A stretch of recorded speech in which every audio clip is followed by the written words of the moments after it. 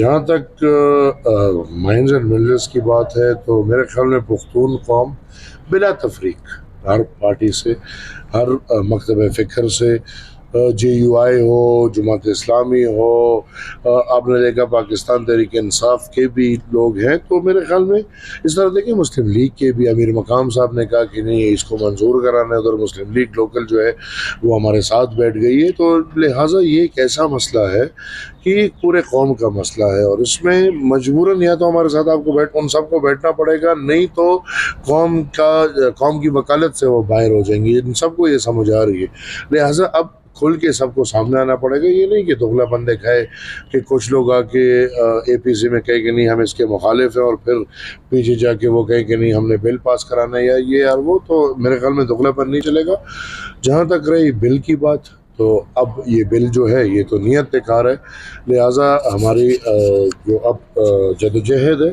وہ اس بل تک محدود نہیں ہے، اب ہمیں انشاءاللہ 18 امنڈمنٹ پہ منوان عمل کرانا ہوگا، امید ہے انشاءاللہ عمل ہوگا۔ سر یہ جو اس وقت ایک تاثر دیا جاتا ہے کہ کے پی کے بونیر پختونخوا بولیں please, Khyber Pakhtunkhwa, thank you.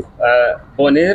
D I Khan اور یہ منصر ایبٹ آباد کے حلقوں کے اندر کچھ زیادہ ترقی اور ڈیولپمنٹ دی جا رہی ہے، کچھ زیادہ فنڈز دیے جا رہے ہیں، کیا آپ کو اس بارے میں علم ہے؟ دیکھیں اللہ خیر کرے، ہمارے تو صوبہ جو ہے پچھلے 12 سال سے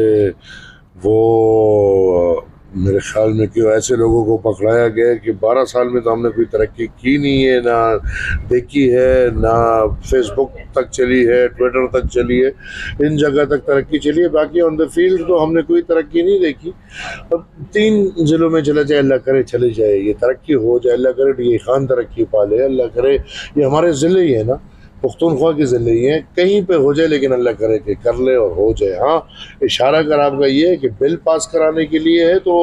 یہ فنڈز بھی چلے جائیں گے لیکن انشاءاللہ نہیں ہوگا۔ ایک خبر آئی کہ علی امین گنڈاپور نے ایم پی ایس کو بلایا اور کہا کہ آپ کو 1 ارب روپے فی ایم پی اے کو دیے جائیں گے، آپ اس بل میں ہمارا ساتھ دیں اور منسٹریز بھی دی جائے گی، تو پھر رد عمل آپ کا احتجاج کی صورت میں بھی ہو سکتا ہے اگر ممکنہ یہ ہوتا ہے معاملہ؟ تو دیکھیں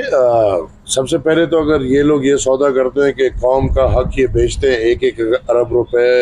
فنڈز میں، اور وہ بھی آپ کو پتہ ہے 1 ارب تو فنڈز ہیں، مطلب 10 کروڑ روپے ڈائریکٹ میں، اگر یہ لوگ قوم کا یہ حق بیچ رہے ہیں تو مجھے نہیں، قوم کا ان کو سامنا کرنا پڑے گا۔ ہم تو انشاءاللہ آپ دیکھ رہے ہیں یہ کام اپنا چلا ہی رکھا ہے،